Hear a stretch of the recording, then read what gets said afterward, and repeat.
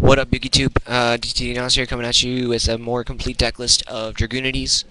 It's finally more done than my last video, and so I've done some tech changes here and there, as well as filled out the extra deck. So we're gonna go over that real fast. We'll go over the main extra and side deck as well, because the side deck is a very important part of this, and there's some crazy cool little tech choices in there that I really like, that are very cool.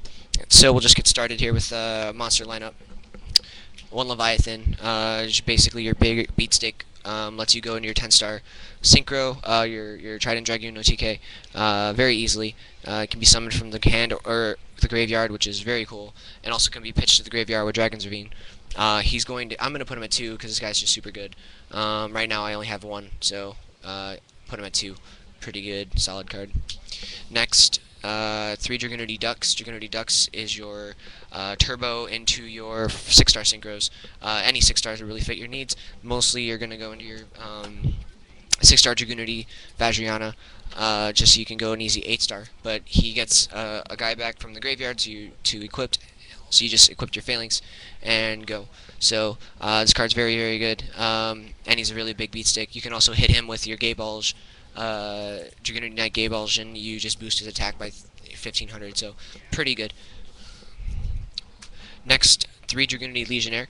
Dragunity Legionnaire is your control aspect of the deck. Same kind of effect as Ducks, where you get a guy back from the graveyard, and then you contribute an equipped monster to him and destroy face-up monster on the field, which is very cool. But if you combo that with Atlas, you get to blow up an additional card due to Atlas's effect. So this card's a very, very good card. I want to try it at 2, but I think I'm going to find it liking it at 3. Just having that extra control aspect is kind of nice, but we'll see how that goes, and we'll test that and see. Next, 3 Dragunity Phalanx. Dragunity Phalanx is your... This card makes this deck just stupid broke, and this card is stupid broke. He's like $20 or something ridiculous now, but obviously, so when you summon like a Dux or a Vajrayana or a Legionnaire, you get a guy back. So you want to go for your Phalanx. Your Phalanx will let you synchro up into your 5, 6, 10s, 8s. You know, there's a lot of things you could do with this card. When he's equipped, you can special summon him. So this card, I predict this card's going to go to 1, obviously depending on how big Dragunities are going to be this format, and they're already becoming very, very big, so the next ban list, I imagine this guy's going to get to 1. I'm calling it right now, so hold me to that for when the next list comes out. But this card, very staple of the deck, and it's going to be super duper, it's going to suck if it goes to 1, but that's what I'm going to predict, going to 1. Next, Atlas, Dragunity Atlas. So I already kind of explained his effect, one of his effects anyways. So he's a tuner, 2-star dragon tuner.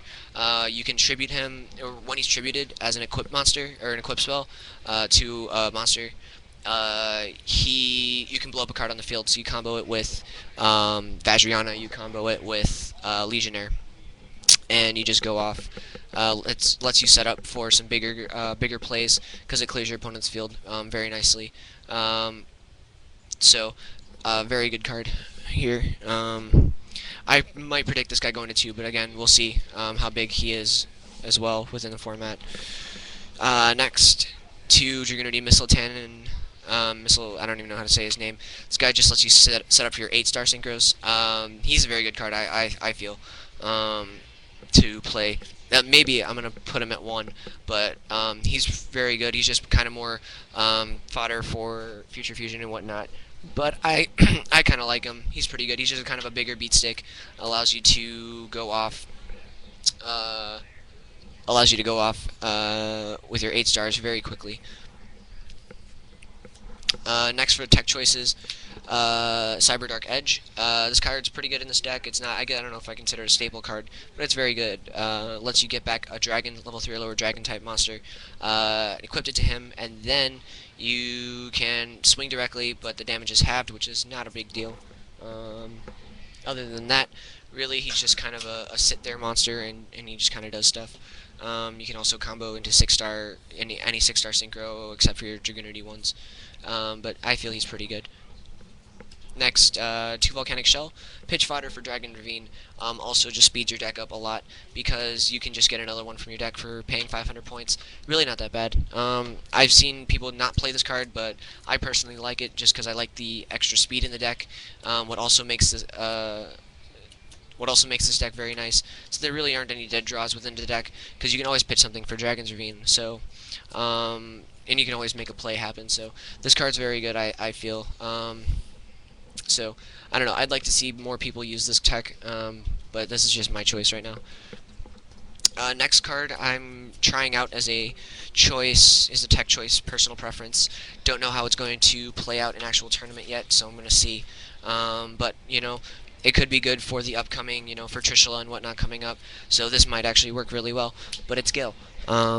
Gale gives you that little bit more control aspect, lets you keep your synchro options open to go into your easy 5s, your 9s, your 7s, anything that really not really 5, but your 7s and your 9s, keeps your synchro options open to make the plays you might need that normally the deck won't be able to make without him. So we'll see how he plays out in locals. But my personal check choice right now, the card I replaced or input put for Gale was Mass Dragon, which Mass Dragon just kind of speeds your deck up a little bit, gets some of your guys down on the field, and also you can get him back with what's his name, Cyber Dark Edge, and swing for a little bit more than your standard, than if you get back like Atlas or something. But we'll see. I don't know about this guy yet. For spell lineup, 1 Future Fusion. Obviously, there's many dragons in the deck. There's probably about like 8 to 10 dragons within the deck right now. So this card just lets you get your 5 God Dragon out, and it's also kind of a bait for your opponent's MSTs and whatnot, so that they don't really go and hit your ravines or anything. So it's kind of you win either way with this card. You either get a big beat stick or you make them waste an MST or something along those lines. So I like this card. It's very, very good. Next, 3 Dragon's Ravines. Obviously, this is your staple speed of the deck. Just lets you turbo so quickly. You without this card, this deck would not be as good as it is, obviously.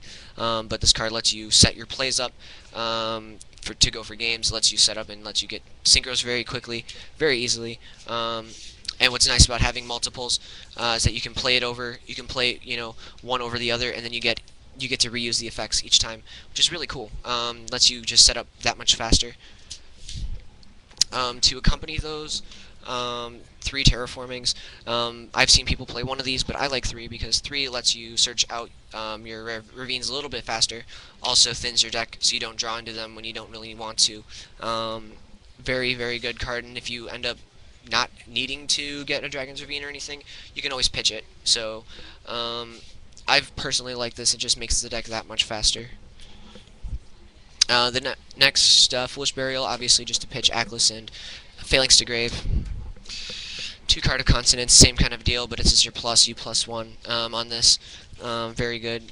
Lets you also just set up for just in case your hand's not ideal, lets you set up a little bit, gives you that opportunity to go off. So next are just staples, really. Pot of Avarice, Book of Moon, Giant Trunade, MST, Reborn, and Dark Hole. Trap lineup is a very standard trap lineup, nothing fancy. 1 Bottomless, 1 Deep Prison, Torrential, Bear Force. Very, very standard lineup. For the extra deck, obviously we have a 5 God Dragon because 5 God Dragon is your Future Fusion fodder, or your Future Fusion result. Also just a big beat stick and just like gets over everything, obviously. He's really good. I've only been able to attack with him once or twice because people usually either torrential or do something along those lines to get him off the field, but he's still a very good card nonetheless.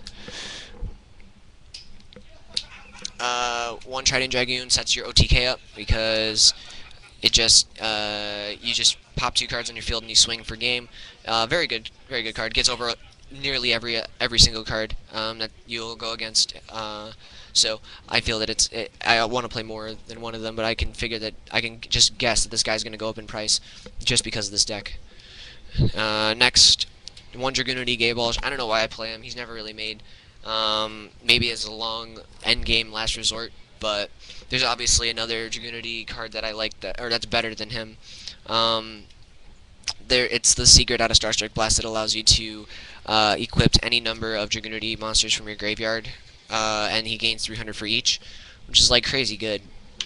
With an open back row, you can just boost him up so much. But I feel that he's very, I don't know, might as well play one.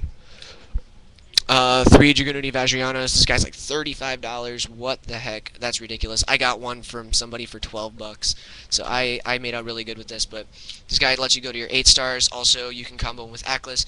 His secondary effect is when you contribute a Dragunity equipped to it, and then his attack is doubled. So you tribute that Atlas and blow up a card on the field and then swing. So I can see why he's very expensive, but very, very good card. And then obviously right now Double Stardust, gonna get a third, and then obviously I'm gonna try and play Red Dragon Archfiend and Red Nova Dragon because it is possible to get him out. Not very practical, I don't think. I've never really gotten to a situation where it'd be easy to get him out, but it is a possibility. So this is good, I think. So we'll see about that. For the side deck, it's very, very standard, I guess, for this kind of a thing. 2 Kyoki Meru Drago, just to stop your Light and Darkness matchups, your Chaos matchups, your Light Sworns, all that fun stuff. Because you always have dragons to pitch or to reveal for him, so it's a very, very solid card. 2 Consecrateds for your Gravekeeper matchups, your Blackwing matchups, randomly here and there.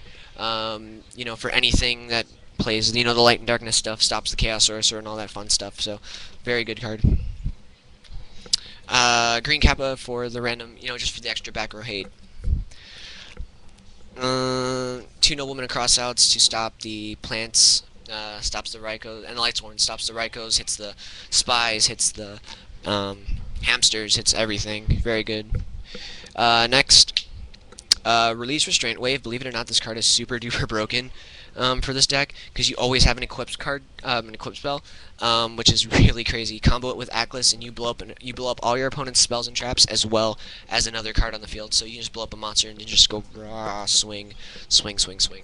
So this card is super duper really, really good. I really like it. When I saw this, this was actually my friend's deck, and when I saw that he had this in the extra deck, and I read it, I was like, oh my god, that is just stupidly broken. It's just too good. So this card's awesome. Highly suggested for this deck. Next, 2 Magic Drains just to stop the Dark Holes and all that fun stuff from going off. I personally like it. I don't know, I might switch out one of them for something else. Oh, and also it stops it stops the gateways and stuff from going off for the SAMs. So I don't know, it's pretty good, I think, and it's at counterspell speed, so it's really, really fast. 1 Mask Restrict to stop the Frog Monarchs. Just shuts down Frog Monarchs. It's so ridiculous how much it shuts that deck down, as well as quite a few other decks, but mostly for Frog Monarchs, and those are still very big and viable this format. Chain Disappearance, also a very amazing card, in my opinion, better than DD Crow, because when it hits frogs or Frog Monarchs so hard, gets rid of their Fishborgs, gets rid of their their Treeborns, and basically that just shuts the deck down right there. So this card is just destruction for for the Frog Monarch matchup, and then goes in match. Obviously, this is just destruction for any matchup because most of your guys are wind. You just set up with a lot of wind guys. Your Stardust is wind. All of your synchros are wind, minus like Trident Dragoon and then your 5-God Dragon. But the rest of the cards are all wind cards. So it's pretty crazy. You can do a lot with this card, and you can still win. Shuts down Frog Monarchs because they can't tribute for anything. So I've actually got all 3 of these on one Frog Monarch player, and he was just like, I don't even know what to do anymore, just because he couldn't do anything. Like, he couldn't tribute. He lost his Treeborns and his Fishborgs. He couldn't tribute for any cards. and then he couldn't get like a Caius or anything because all of his cards were a different. They're all different attributes. So